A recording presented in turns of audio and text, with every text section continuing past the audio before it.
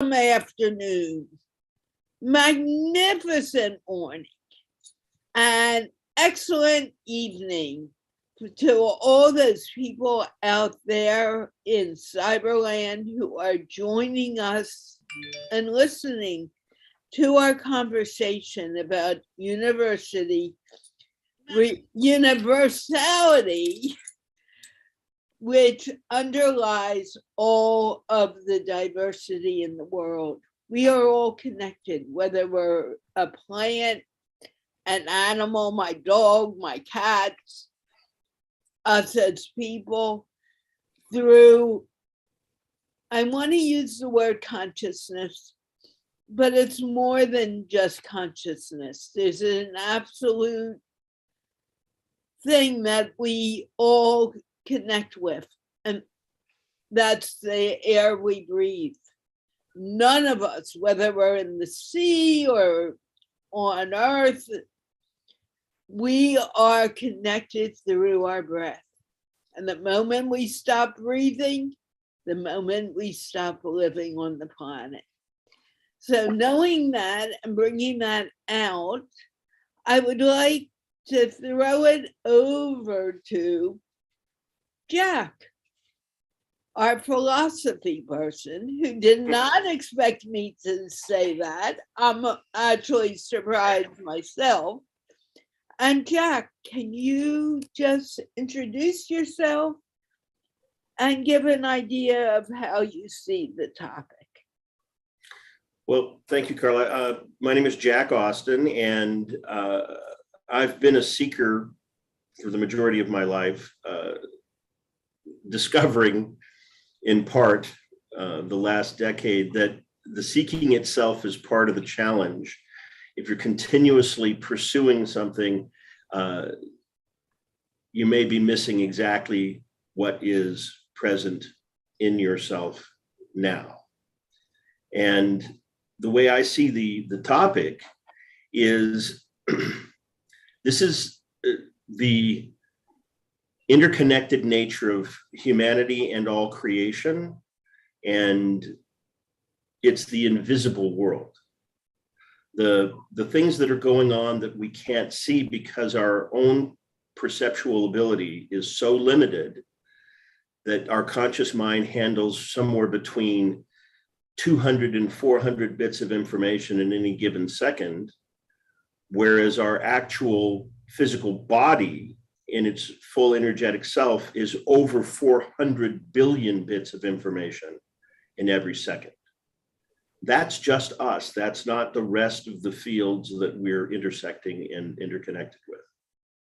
So with that, I'll yield the floor. Please, Shivali. Well, whatever Jack has said just now. Okay, firstly, about myself, I'm from New Delhi. And I felt a little connection with Jack when he said, like if I talk about myself, I've always had a seeking spirit. And coming from a background where we would often discuss my mother, philosophy, psychology, and that kind of exposure I had. And myself reading a lot of literature, world literature, being a literature and language student myself. But somehow when the challenges came in my personal life, I began to question a lot of things. When I wanted to go beyond the mere perceptions that I had of the world around me, that I'm Shivali, I'm born in this family. No, I wanted to know more. So my seeking thing had started at a very young age.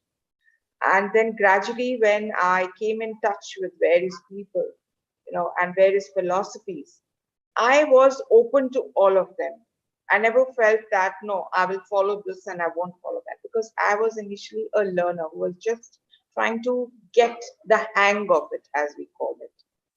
And then I read many books, because spiritually I was looking for the answers, actually, not materially or, materialistically, but spiritually I was looking for the answer, because I strongly believe in the Almighty.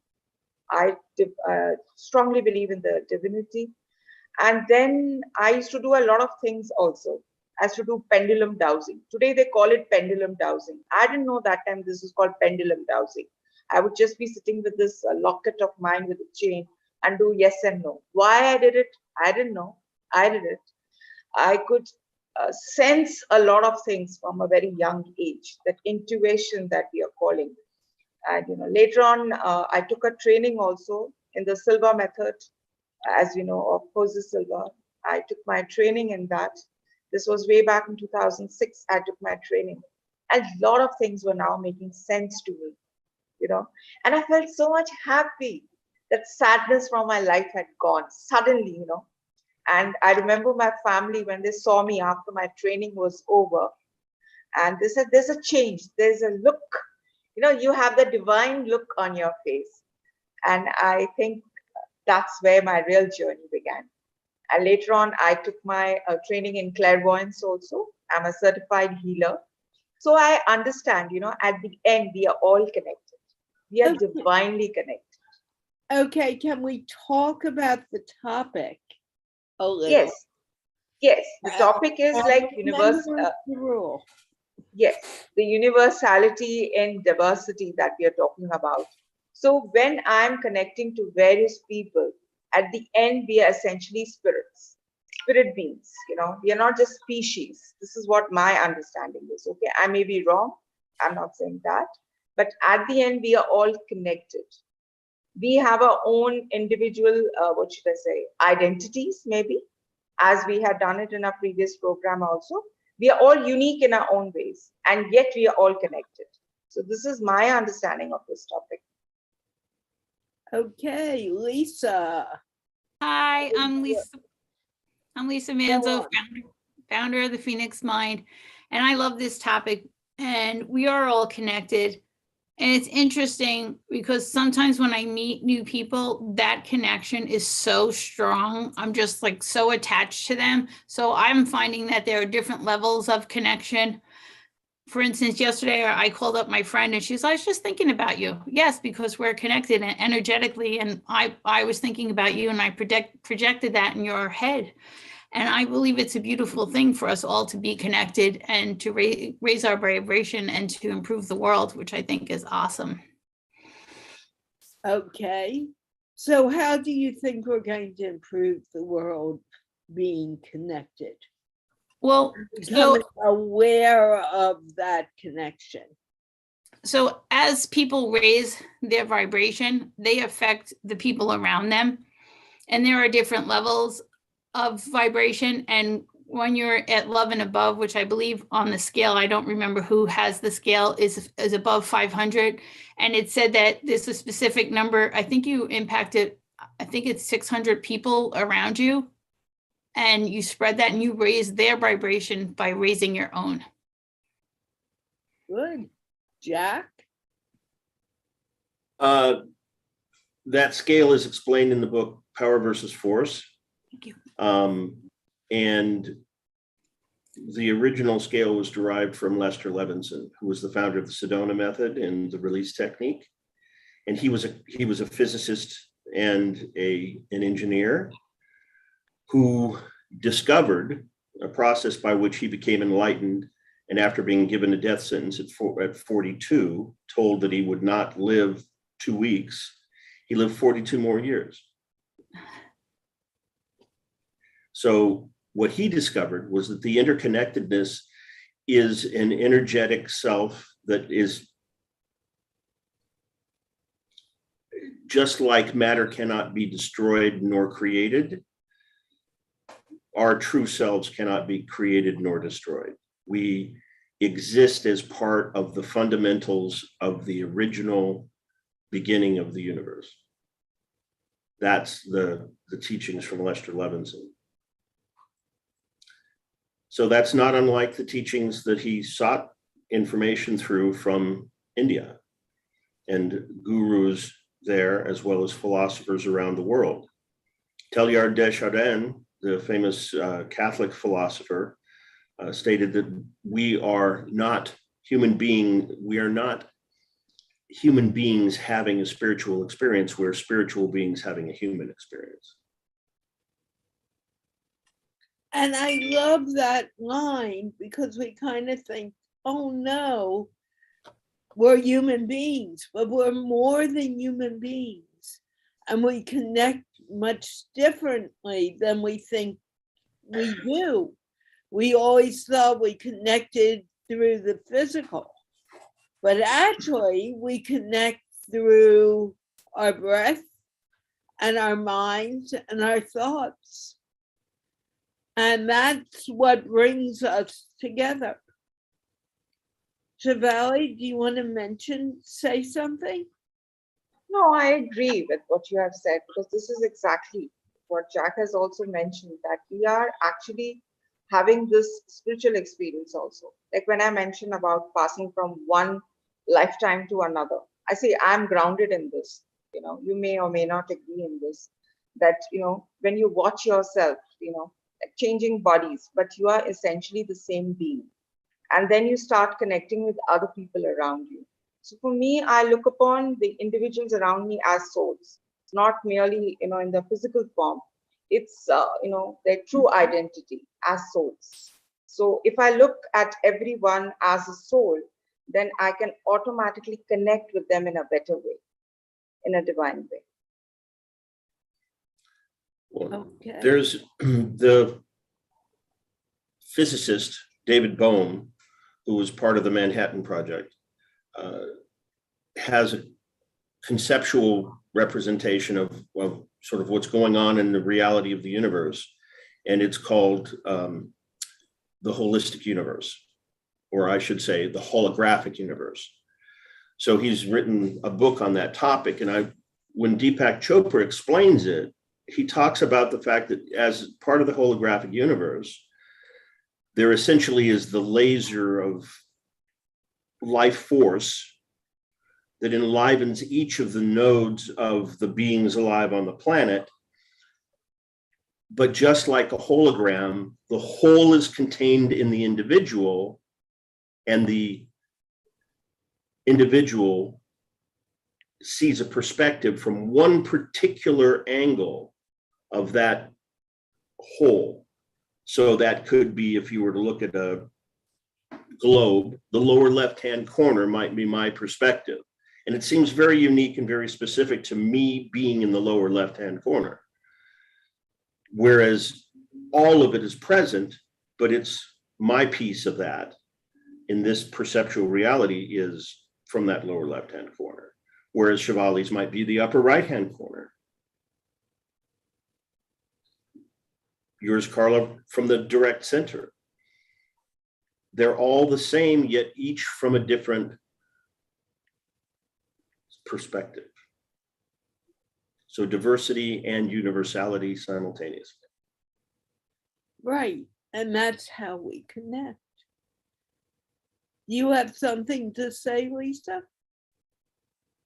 No, I'm just, I like what Jack had to say. It's very interesting. The whole idea of energy, and when that door opened for me, and I was able to let it in and really feel connected to other people and not have to be in the same room with them or with them physically. And I'm feeling connected because I was feeling a couple of years ago, before I started my healing journey, I was always feeling disconnected and alone. And now that feeling is gone because I've opened that door to the energy and I let myself feel it. It's a beautiful thing. It's a great way to grow and learn. How do you feel connected to the world? You're here today, and for some reason the world I want to use the word, the universe connected us together, all four of us, and yet we have never met physically. I assume, and I could be wrong in my assumption, is that you also feel a connection to all of us. How do you feel that, and how does it manifest in your life? Well, I am connected to you because we're here together now, which is awesome. And I realize that I don't need to drive the car. I need to be a passenger in it because the universe has a specific plan for me. and I need to be open to what's coming my way instead of just having that narrow viewpoint of my way. And because I've opened that door and I'm open to what the universe brings me, I get to be here today with you. Just having that narrow viewpoint of my way. And because I've opened that, and that's a beautiful thing, because I'm following the journey and I'm open to what comes my way. So now we're here, we're connected, and we can stay connected because we're in this group together. Right. But have we ever been disconnected? No. Can we ever be disconnected? Do you want to, Shivali, one of you pick that up? And metaphysically speaking, no, because we're all simultaneously connected at all times, whether we're consciously aware of it or not. so It's just the nature of the way the universe is created. One of the things that I think is amazing about one of the co-founders of Google Labs, a man by the name of Tom Che, he talks about the universality in science, that every single living being has one molecule of iron in their blood, every single one. And all iron was created at the beginning, the Big Bang. There's nothing hot enough other than a supernova to be able to create that iron. So the molecule iron that's in each hemoglobin in your body, that's in each hemoglobin in my body, that's in every single mammal and every single blooded animal that has representation in all vegetable species, is common everywhere all the time as one of the magnetic elements that keep us connected in multiple intersecting fields of energy. And we didn't create it, nor can we destroy it. It merely changes form. So if it changes form, how does that happen? It's almost like it's magical.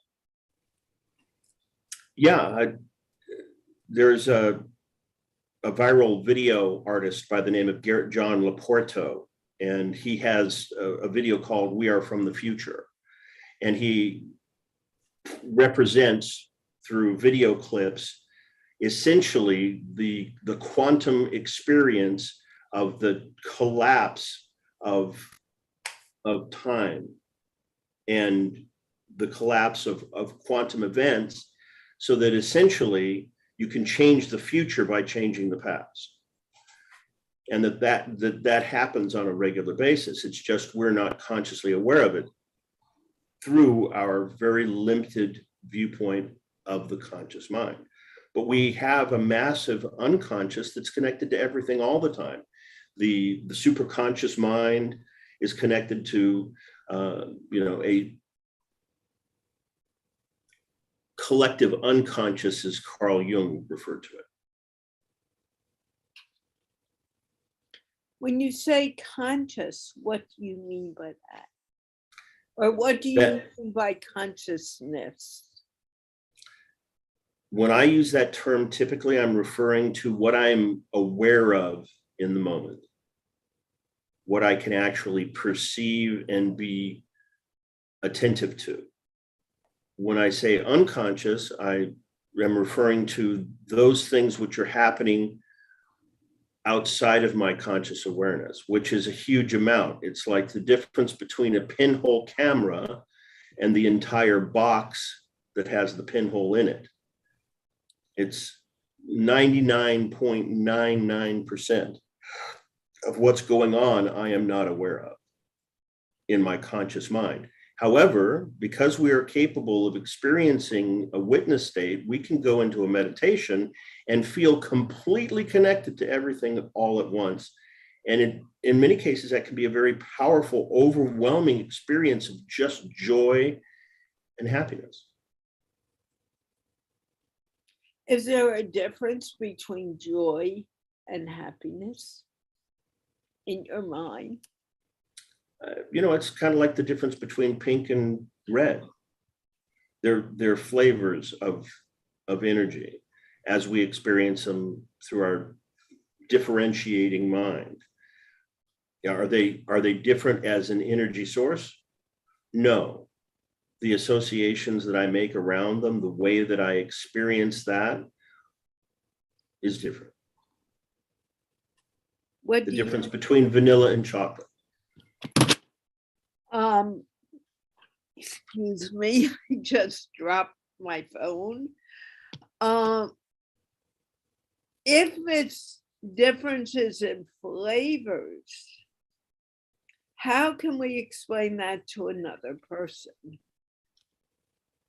Well, this is, I mean, personally, I'd like to hear other people's I was going thinking down. around that.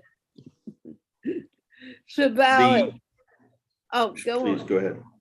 Yes, no, Jack, please. I want to hear it out. Then I'll ask you a question, actually. I'm Okay. going to ask a question. Yeah, So- I wanted you to finish, Jack, and then we'll Okay. get to someone Yes. else. The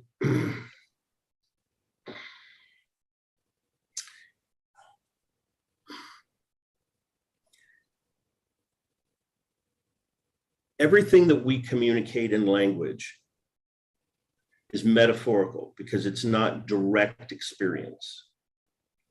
And very little of what we have in our experience is actually direct because everything is processed through the brain.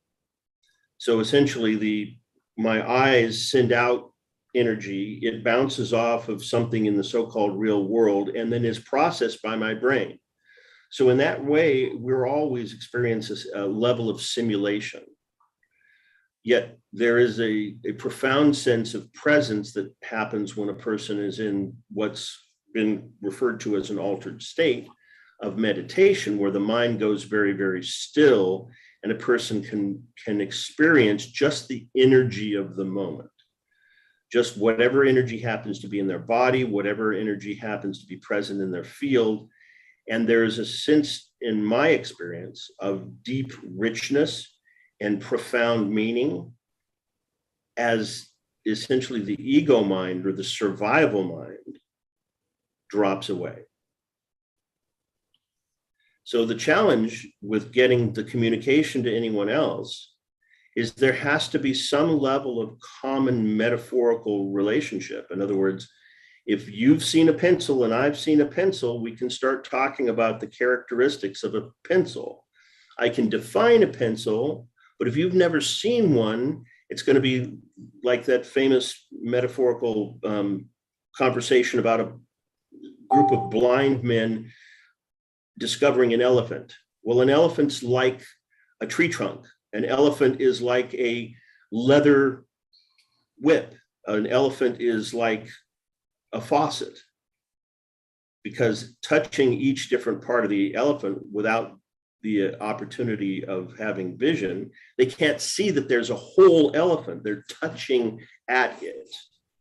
And this is where a lot of our experience is done, where we extrapolate from very limited awareness, things that we can't actually know. We don't actually know. We presume knowledge when in fact what we're in is discovery.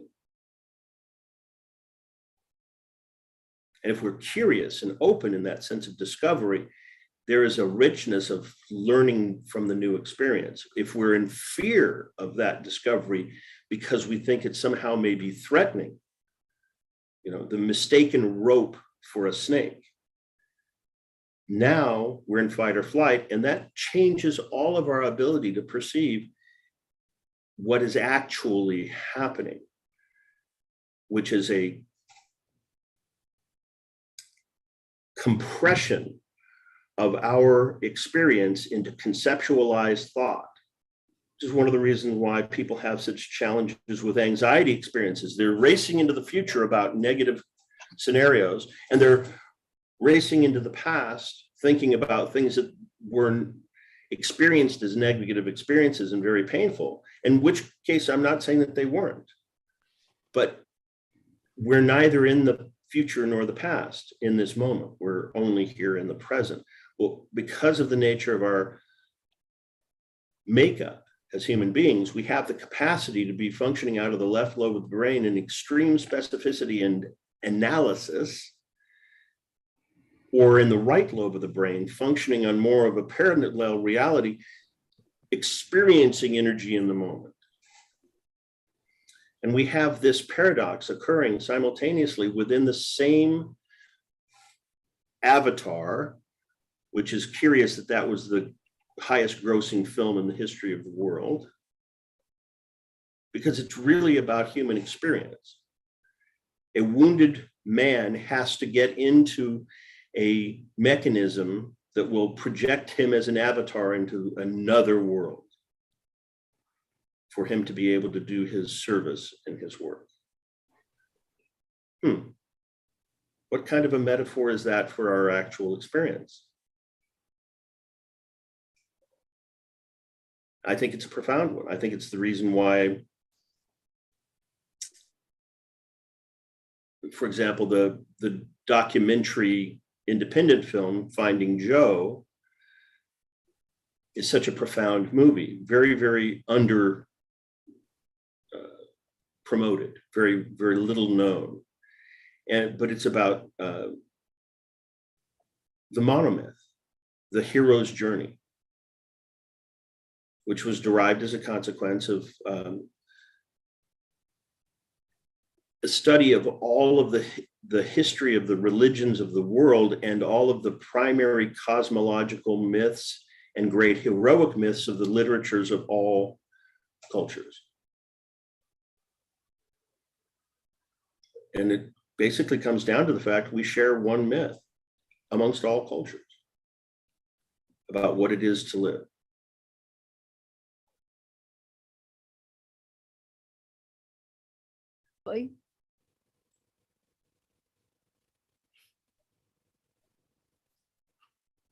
Shivali. Yes, I have a question here. There's something which is going on in the back of my mind. You see, Jack, you are aware of it. Okay. You've learned it, or you've studied it, you've experienced it, you've done meditations, etc. Now, I want to ask you one thing. Then how do we take it on a universal level? This could be a few individuals who are doing it, who have an understanding of this. They're getting exposure to it. They have that seeking spirit and they do it. But the general public, as I would call them, may not be inclined towards this. So how can we increase this, like take it on a higher level and help people and reach out more through meditations? Is it only through meditations, or is it something else? So that, we can make this world a better place also. Well, I think the metaphorical stories of the past, such as the chamber of 32 doors or the chamber of 1,000 doors, that basically, the saying, all roads lead to Rome, is true. So that there's no one singular tradition that has a lock on the way to get to the universal. We cannot not be in connection with the universal. However, we cannot be awake to the fact that we cannot not be in connection with the universal. And this is where waking up is the issue, right? It's becoming aware that our common experience at most times is in and out of some state of hypnosis. And certainly the Vedic tradition has been studying hypnosis for probably better than 20,000 years. We have different brainwave levels in our particular bodily experience. And each one of those has a different level of experience of reality, of being present in our experience. Most folks are experiencing only their conditioned reality, what they've been taught to believe is true. The challenge is that for those who are starting to wake up, the ways that used to work stop working. They become dissatisfied and seek to find other ways of being. And there is a sort of a cosmic intelligence that's working at all times, drawing us more in the direction of what I believe to be unconditional love. And I have a number of, mentors that suggest that, such as Bruce Lipton, who started out as an atheist scientist. And when he discovered that there was no, as he puts it, Bruce inside his cellular structure, but the cell structure had antennae to receive a signal of a cosmic energy known as Bruce, he suddenly became non-atheist. He became a believer in consciousness as a consequence of spiritual reality. What is that? It's the unknown. It's the unseen. It's not the woo-woo. It's the stuff that's everywhere that we cannot deny if we actually deeply look at it. Another physicist, an astrophysicist who's worked with NASA by the name of Tom Campbell, came from astrophysics to the same discovery. He had to go into biology to be able to try to understand what his research was finding. And Bruce Lipton had to go into physics and mathematics to be able to understand what his study of the human cell structure, right, in particular stem cells, starting in 1966. What that was telling him, and what it was telling him, is that the outside environmental world is influencing the cell structure as to what it becomes, how it expresses itself. And so everything's interconnected. It's not just from the inside out, it's from the outside into the inside out.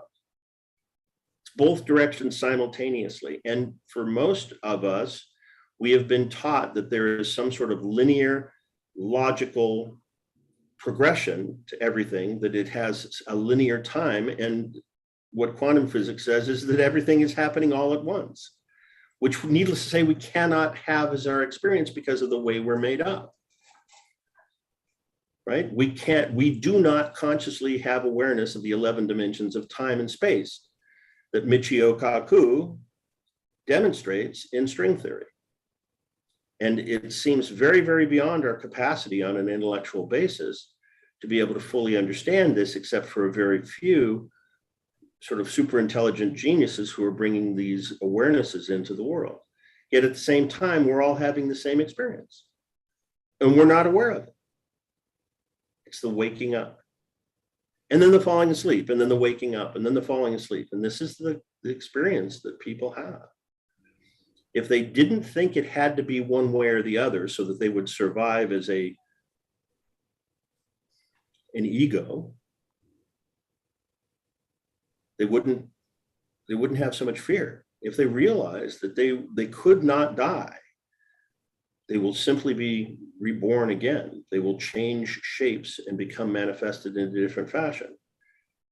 There are people who currently believe, and I think with some reason, the reason there's 7.5 billion of us on the planet right now is because we are on the edge of the newest breakthrough. And the majority of the souls that have ever existed wanted to be here to witness it. The pandemic served the purpose of forcing people to look inwards, whether they wanted to or not. Yes. And maybe that's why the pandemic came into our reality, to make us begin to look inside. Lisa, what do you do to bring yourself within in order to realize that we are all connected? I sit in the silence. I just sit in the silence for 15, 20 minutes a day, and I just sit in the silence. I just allow my mind to open and to see what thoughts come to it. I meditate as well, but that's something different. And I just open my mind to the silence and see what comes in and what ideas and thoughts and what connections are coming my way. It's very simple for me. If the silence gets you to where you want to be and you feel that you are in your source, your vortex, whatever you want to call it, why are you saying that meditation is different from being in the silence? So in meditation, the way I've been taught meditation is when you have a thought, you let it leave and just watch it float on by or whatever, and you let it leave. And Whereas when I'm sitting in the silence, I'm actually listening to the thoughts that are coming in and floating by. I'm paying attention, and in meditation, I'm not paying attention to the thoughts that are in my head. I'm either focusing on my breathing to keep that silence, but I like to do both, sit in the silence and meditate. Okay, what about you, Shivali? See, there are moments when, I do get disturbed. Okay. I get caught up with things. So that is the time I withdraw myself. I leave all my work. I love nature. If I have an opportunity to be in nature, I do it. And yes, I do meditation also. I do dynamic meditation. I love to visualize things. Like a child, I love to visualize. That's the way I was trained also. So I guess spending time with myself and just let going of things. Now, do you, and I'm going to start with the ladies, Jack, only to get more conversation from them.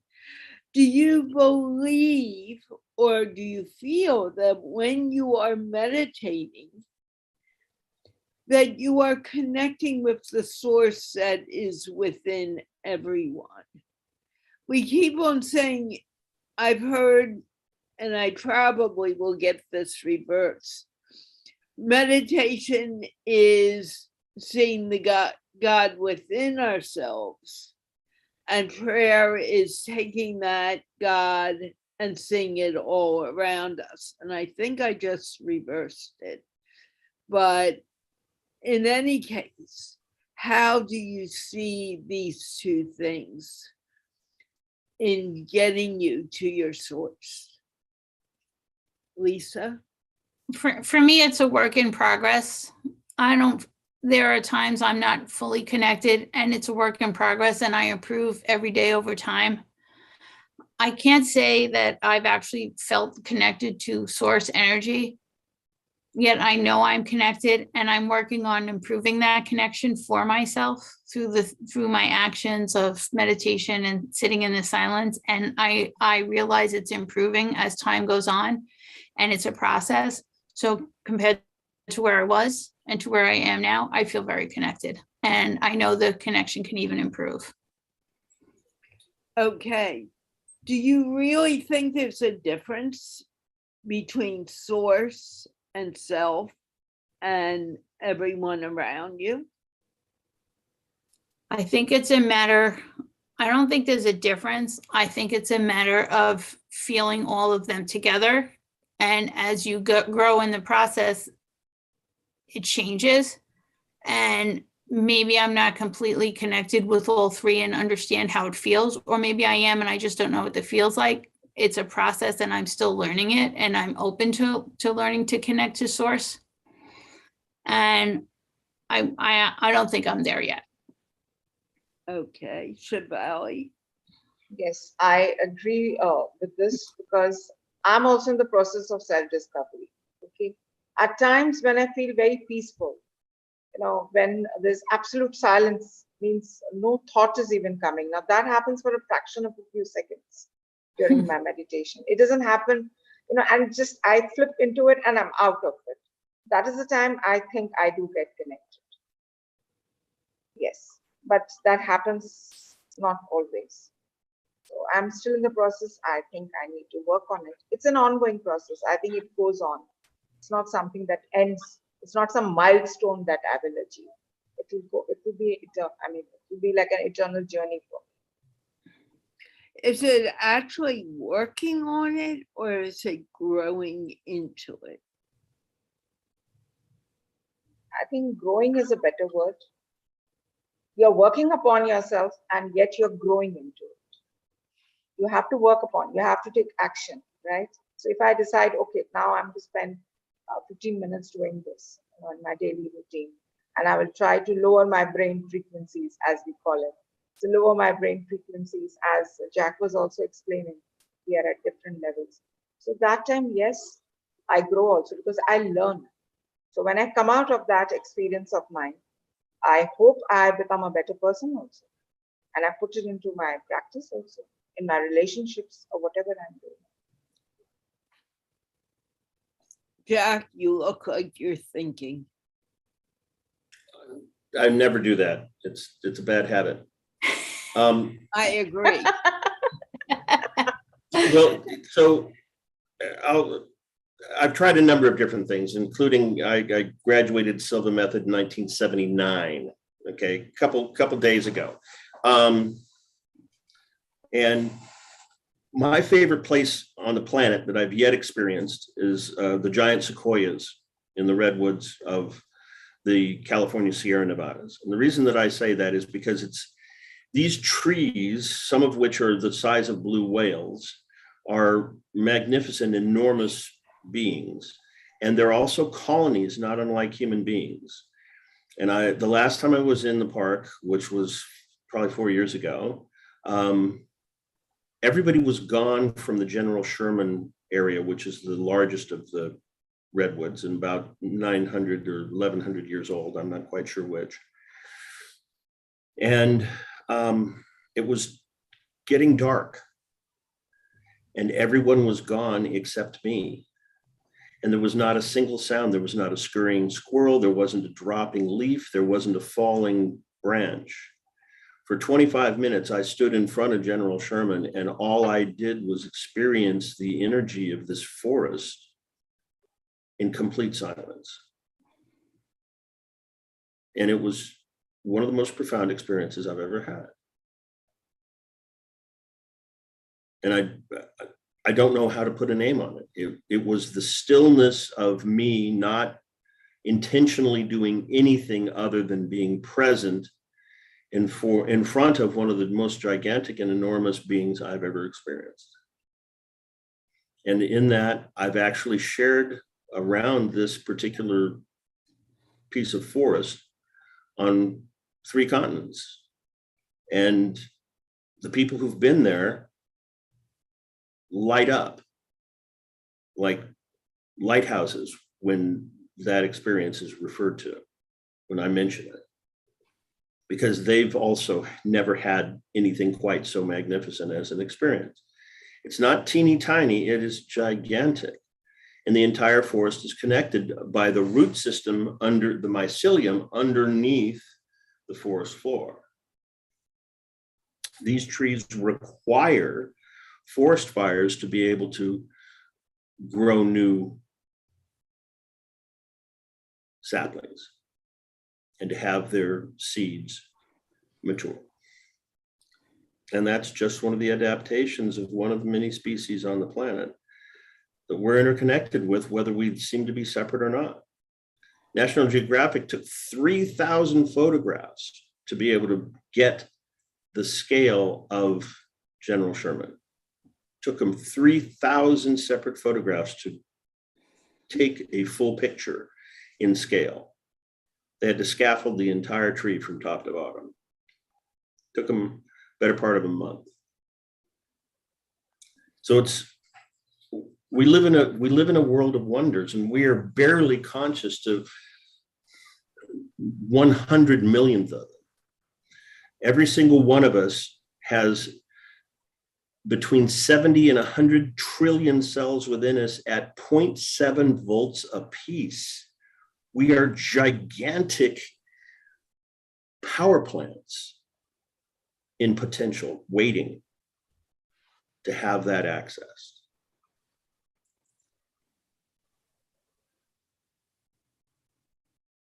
So if we want that access, and I want to go to the ladies first, how do we get there?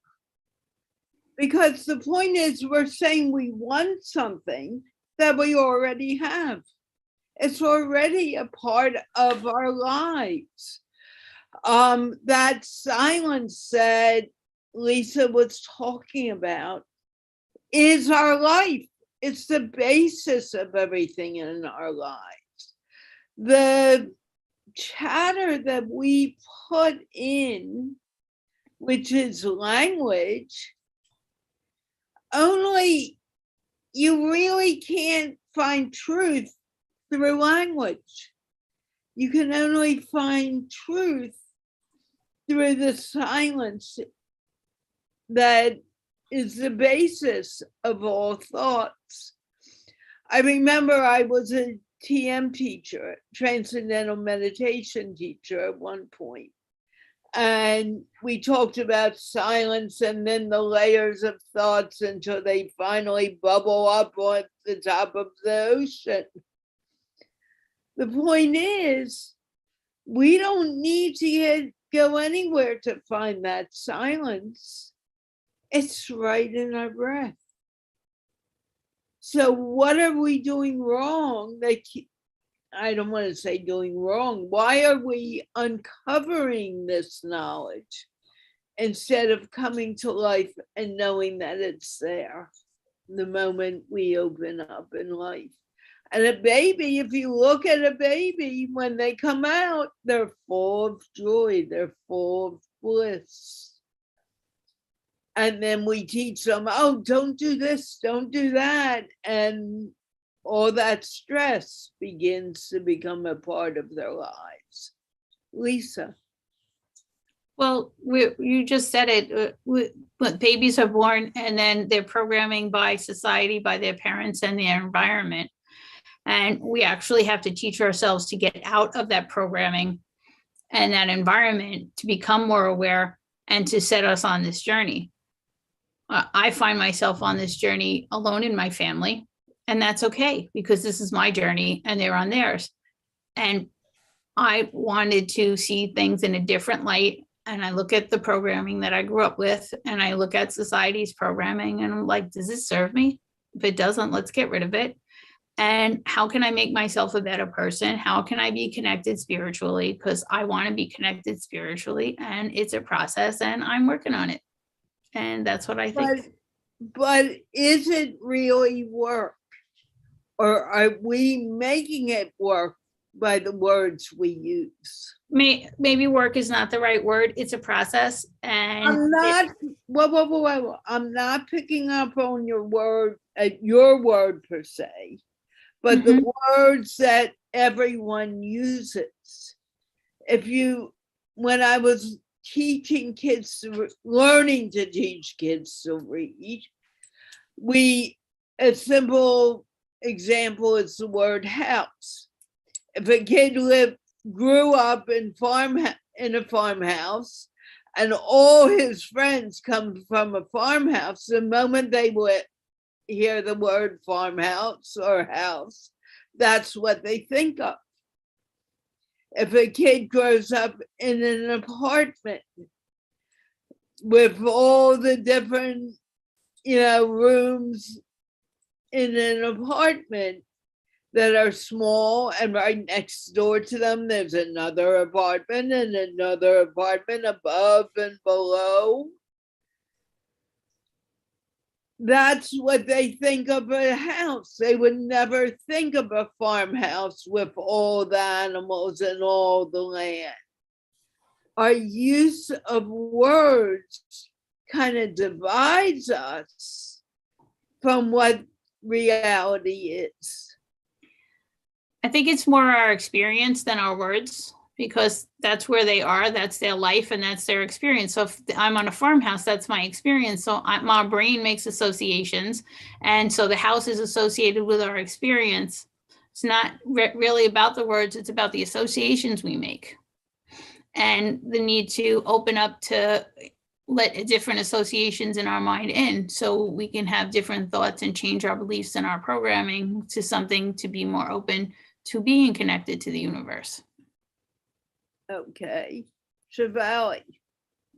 We are influenced by our past and whatever is happening around us. We do get influenced.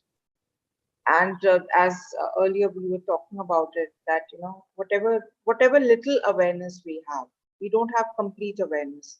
So whatever is our experience, if we limit ourselves only to that, and we don't have the desire within us to seek beyond it, then I think it doesn't matter. For few people, it doesn't matter. They're living their lives the way it is, as Lisa pointed out rightly, that in a family, I could be the only person who's interested in knowing more, who wants to understand more, who wants to develop more or work upon herself more. Well, the others are quite happy with their lives the way it is. They're happy with themselves. So I think it's the individual. So for me as an individual, I'm definitely a seeker. And that's what I've been doing for so many years. And I think I've come a long way. I've improved as a person. I'm a happy person now. But are we really individuals? Or are we a collective group of people here because of the actions that we have taken in past lives or the lives we are living now? Jack. In the early 1980s, there was a fellow who had an enlightenment experience, one of many in the world, but his name was Sidney Banks. And the work that he inspired is currently referred to as the three principles. And what he experienced was the way we make up our reality and the true nature of human beings and the true nature of God, as he said. And many people also refer to this work as the oneness, because what essentially is discovered is how in this world of energy, because of the way that the physical body is made up, we create our own realities through projection. It doesn't mean we don't have simultaneously a common experience. It typically means that we experience it individually and we think it's separate, and we think we are separate because that's the nature of the survival mechanism of the egoic mind. And the egoic mind thinks that the body, when the body dies, it dies, and so goes life. And what I might refer to as the higher self knows that that's not true, which is why it's always spurring me on to expansion and growth and more life. And the ego is always saying, duck down, bury your head, talk in pride when it serves your purpose to get recognition, acknowledgement, attachment, connection, validation, safety, security, whatever, always thinking that those things are outside me, coming from someone else, which, needless to say, those states can only be derived from inside me. You cannot give me safety. I can be in the best bunker or the tallest mountain and think that I'm about to lose my life and be shivering to death with fear, all based upon a single thought. And that's what Sid recognized, that these were just thoughts. They're like snowflakes in a snow globe. The nature of mind is pure, simple clarity, just like a snow globe, just like the clarity of the liquid inside the snow globe. But you shake that globe up and all those snowflakes float around, and each one representing a thought has its own certain kind of reality that it can create if you shine consciousness through it, like the bulb of a projector. You shine it through a film and it projects upon the wall of divine mind a reality that we can have a complete and total physical experience about, like it was actually happening. We were being dived at by a saber-toothed tiger or puma or something, and shake to our boots. Or we can look at it and go, that's just a movie. And if we're aware that it's just a movie, it doesn't have that same physiological experience. It doesn't have that same reinforcing quality of actually being something dangerous, threatening, and a stimulus that causes a reaction versus a response. And so, I consistently think of Viktor Frankl in his book, Man's Search for Meaning, because it was derived out of one of the harshest experiences that human beings have ever had, the genocide of the Holocaust and the murder of his entire family. And he talks about the distance between stimulus and response. Most people in reactive states, which are sympathetic nervous system states, have no gap. You start introducing meditation or stillness, and that gap starts to open up. And we have the ability to change the way we perceive life experience. And in some respects, that's awakening. It's seeing that there are more options, more possibilities, and more potential in the world than we can at any one moment consciously perceive. And certainly than we need to try to control. Because it's not a threat, it's an actual happening for us in the world. We're part of something unfolding in every moment that is actually happening for us rather than a threat to us. Because again, we're not the meat suit. And once we begin to understand that, then we begin to unfold in a way that we want. But we get so scared thinking we need to be this way or that way. And that's not necessarily true. Or we need to do this to get X, Y, and Z. May not be a question of doing something. It may be a question of just opening our minds. And having said that, we have come to the end, but I'd like to go around and quickly get an idea of what everyone here has gained from this conversation today. And I'm going to start with Lisa. I hope that's okay. That's just fine.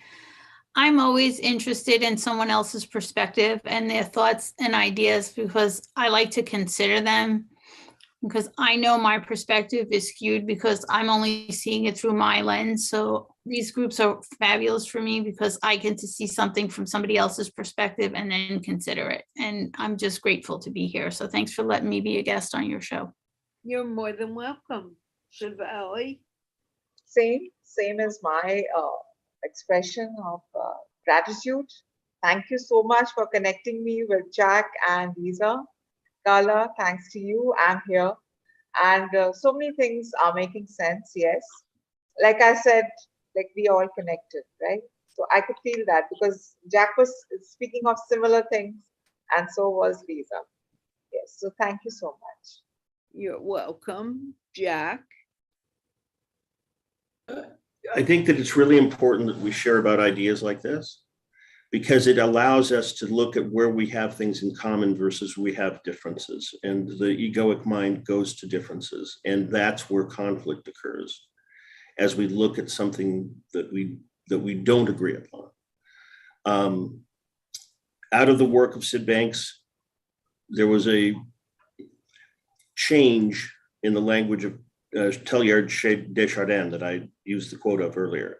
And instead of, we're human beings having a spiritual experience, but instead spirits having a human experience, it's 7.5 billion spirits having a human experience. So there's less humans. Wait, there's more. I'm saying it backwards. It's an individual experience. It Right. looks like I'm separate from you, but the truth is we are all one hologram, simultaneously whole. We may think we need improvement, but we're already whole. It's the egoic mind that gives us that belief that there's something different or that is something as yet unformed about us. What we can do more of, though, is wake up more to what is actually happening and to our greater degree of connectedness. That's at least what I've been able to experience and discover in my life. So we need to keep on. We're like a flower. We're growing, the plant is underground, and we come out of our mother's womb and we begin growing and we begin knowing more, and we can make the choice of being forced into doing what mommy and daddy want us to do perfectly, or we can decide, you know what, doesn't seem right to me. I am going to go in my own direction. And with that, I really need to close the show now. But I want to thank Jack and Lisa and Shivali for being here so we could have the show today.